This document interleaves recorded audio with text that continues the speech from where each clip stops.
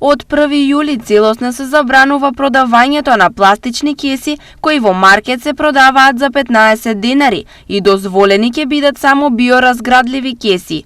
Оваа одлука доаѓа по усвојување на новиот закон за управување со пакување и отпад од пакување.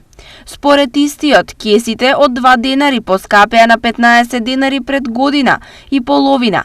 Дали навиката која беше создадена со години толку едноставно ќе се заборави? Со наши вакви домашни торбици што имаме.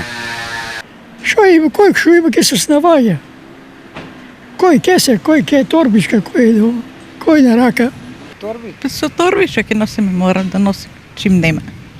Кесиња домашни, торби. Тоа не е проблем никако. Па ние како мали не сме знаеле што е кесе, него носевме торби и на школа сум одел со торба.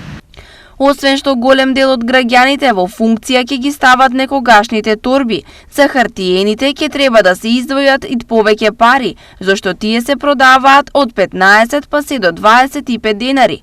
Од друга страна, представници на производителите велат дека материјалот за изработка на биоразградливите кеси е тешко достапен за македонскиот пазар, па затоа е тешко континуирано да се произведуваат. Тие бараат измена во законската регулатива и да се направат поголеми напори за обезбедување на еднакви услови на пазарот, како и намалување на надоместокот за биоразградливите пластични кеси, кои би се продавале по 1 јули 2023 година.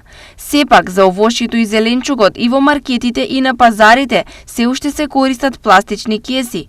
Податоците на Државниот завод за статистика покажуваат дека лани компаниите во земјава произвеле околу 5000 тони пластична амбалажа, вреќи и кеси.